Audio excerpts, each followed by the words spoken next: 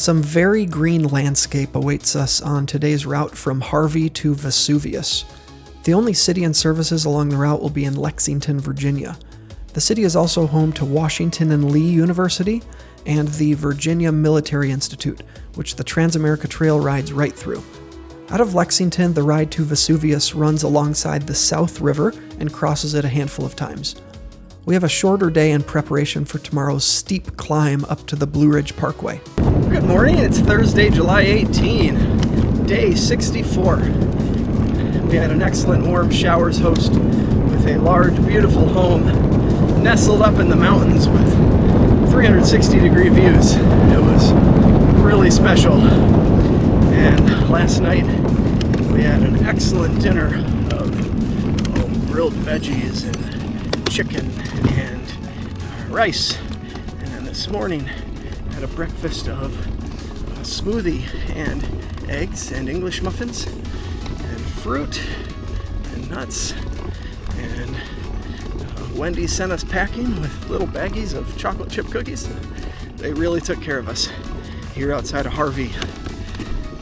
And our destination today is Vesuvius, where it looks like, unless we find an alternate accommodation, we will be camping behind Gertie's Country Store, which also has a restaurant.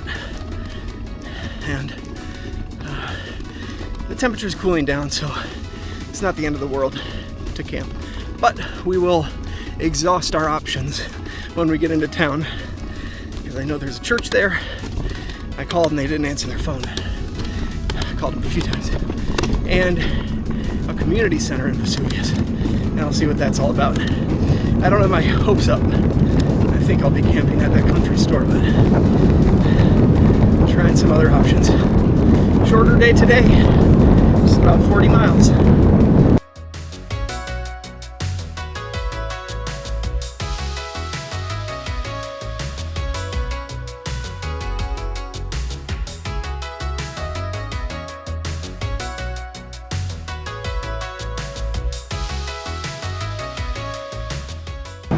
Paralleling noisy I-81 again. Woof!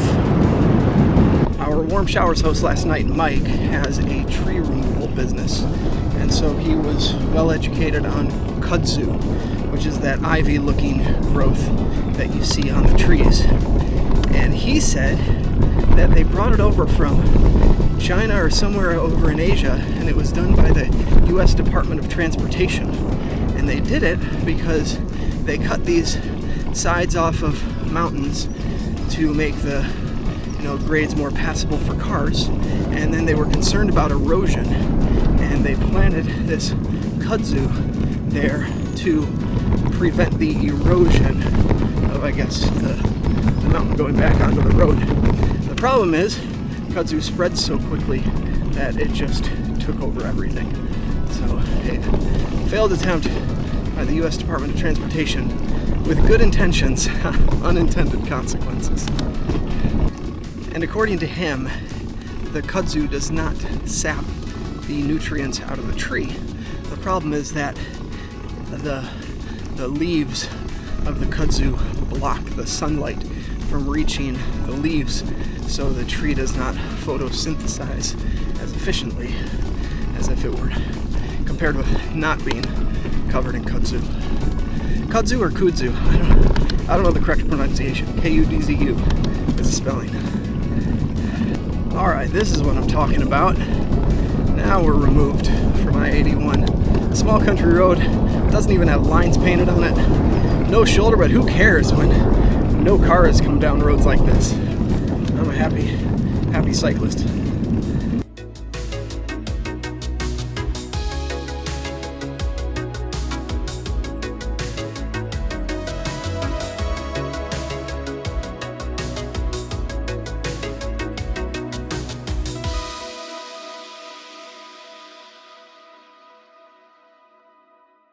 Here's an honor code farm stand. Here's the menu. I don't know if I want a whole bag of plums though. You don't realize how enormous hay bales are until you stand next to one. You think it's just hay, like I could be able to move that. No, this thing is like How much does a hay bale weigh? Wow, hay bale is a tough word to say. All right, I just looked it up. A bale of hay, which I'm going to say instead of hay bale. Bale of hay is easier to say than hay bale. A bale of hay weighs, it's going to shock you, between 1,100 and 2,200 pounds, depending on moisture and other factors, it says. Wow. Yeah, certainly are not lifting those by hand. Even if you had like a team of people around the thing, I don't know if a group of people could lift that unwieldy thing. Because you need forklifts. What do I use to lift hay bales? Bales of hay. I have a few Reese's Pieces. Oh boy.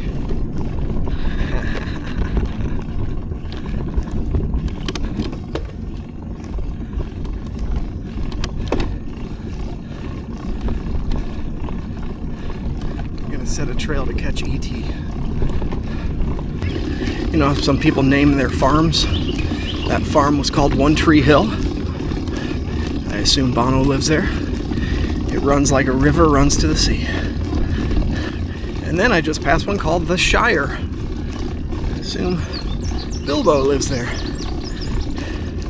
Even though I've mentioned before, yes, I'm ready to be done. I still enjoy what I'm doing a lot. I'm sitting here under a canopy of trees. I haven't seen a car pass in 10 minutes. It's peaceful, just cranking my legs and seeing the world pass me by. I just made a comment about no cars in 10 minutes. Look what's happening. But that's all right. It's been an infrequent occurrence on this road. But it's not lost on me what I'm doing and how grateful I am to have spent the summer of 24 on this journey. It has been great. I think that the memories I'll take with me will last me for a lifetime.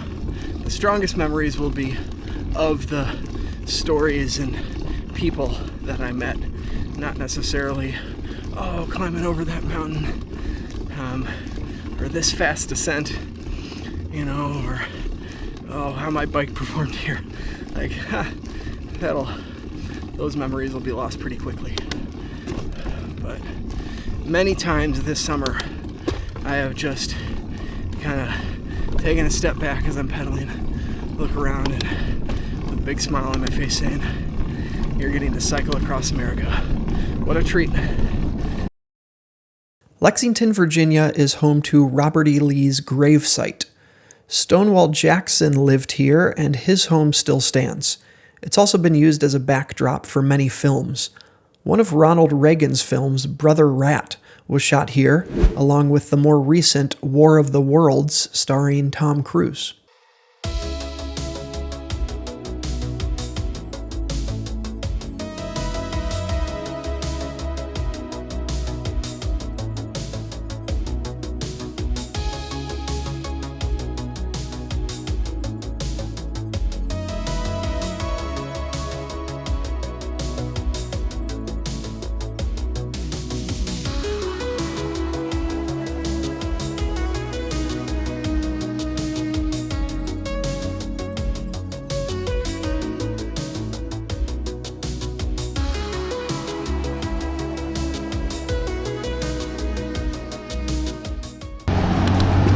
Got some yogurts and OJ, bananas and apples at the Kroger in Lexington, Virginia. I actually was looking for Grader's ice cream. If they would have had Grader's ice cream at this Kroger, I would have eaten a pint at 9 a.m. So Kroger is a Cincinnati company, as is Grader's ice cream. So you will find Grader's ice cream at some Kroger stores. Not this one. We had been striking out on possibilities for places to stay in Crozet, Virginia, tomorrow night, I guess. And I got a call back just now from one of the churches I'd left a message with, the Crozet Baptist Church, and they said, we can host you, but we don't have any showers. so that's fine. But she's got to call into the Presbyterian church in town because they do have showers. And so if they can host us, we'll stay there. Otherwise, the Baptist church. But either way, we have a place indoors and AC to stay tomorrow night. So that's great. Now will a miracle happen for tonight in Vesuvius? Not holding my breath for that one.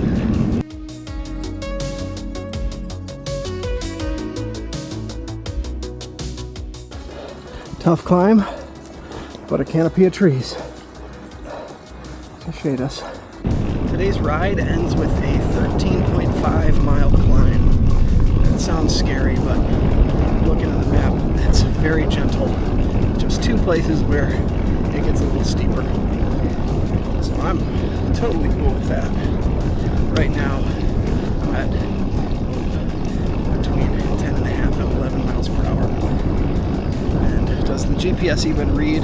Yeah, the GPS is reading like a 1% grade right now. And that's fine. That's comfortable riding. Did some looking at the map and chatting with Paul this morning. And the plan was 3 days to get from Crozet to Richmond. We were going to do Crozet to Palmyra, Palmyra to Ashland, Ashland to Richmond. And we're now considering doing that in 2 days. So shortening a 3-day stretch into 2. Doing Crozet to Mineral, going a little farther that day, and then Mineral all the way to Richmond. That would finish us a day earlier than we were thinking.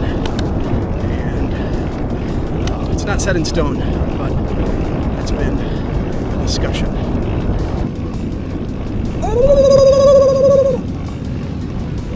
Lots of turkeys under that bridge. My turkey call is so accurate that it's been disrupting the migratory patterns of wild turkeys. And I've received lots of calls from the U.S. Department of Interior. It's like a cease and desist to the turkey call because it's just too accurate and impactful.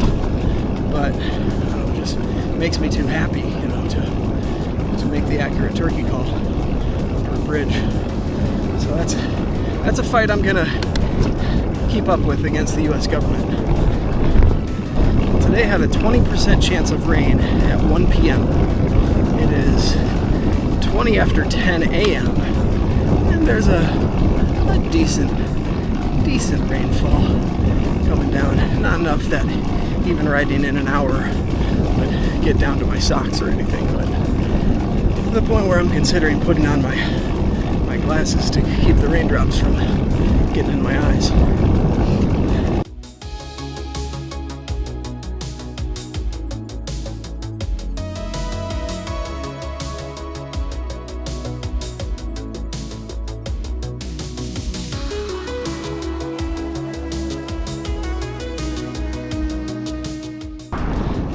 Hear that? I think that's firearms practice. Oh!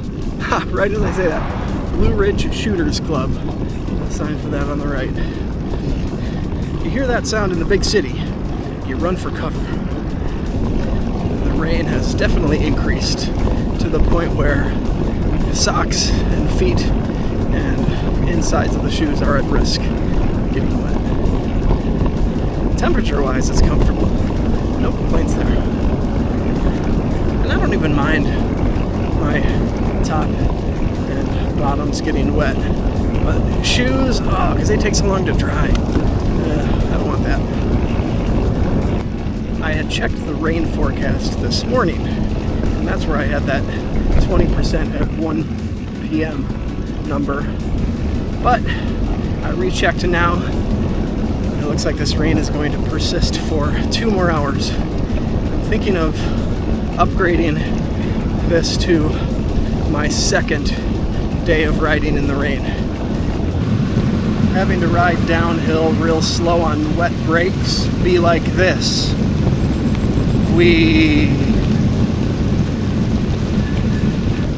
Okay, riding in heavy rain. How do I know? My hands are pruny hands.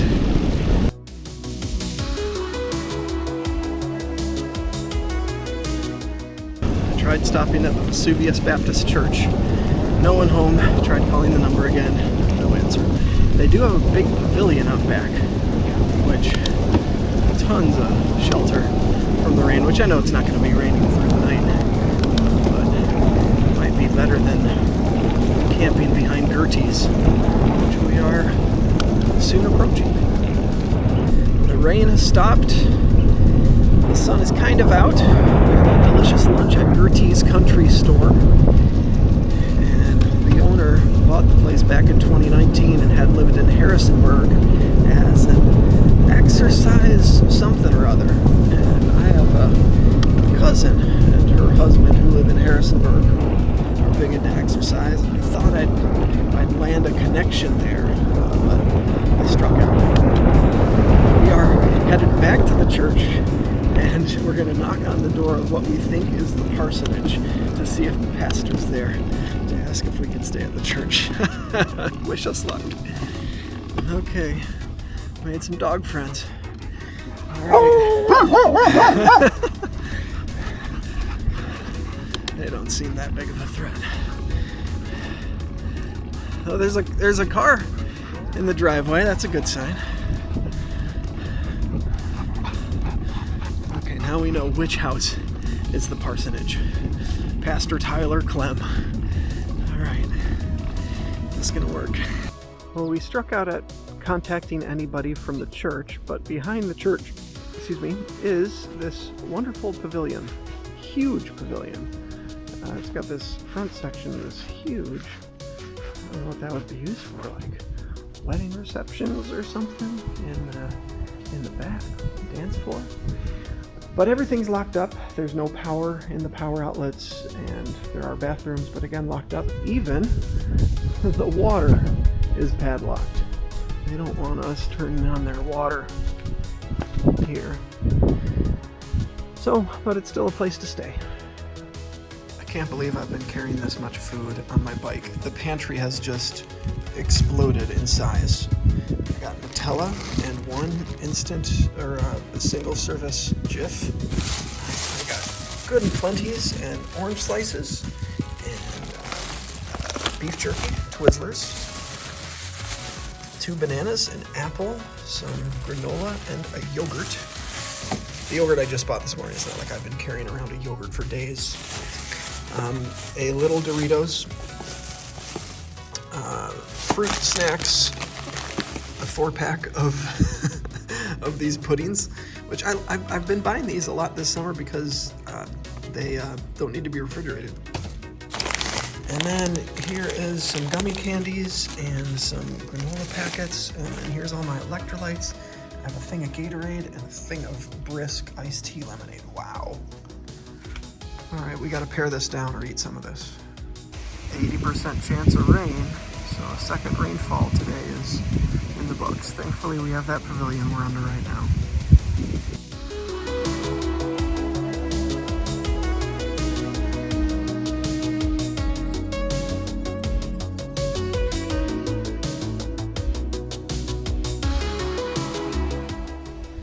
Time for the daily recap from beautiful Vesuvius, Virginia.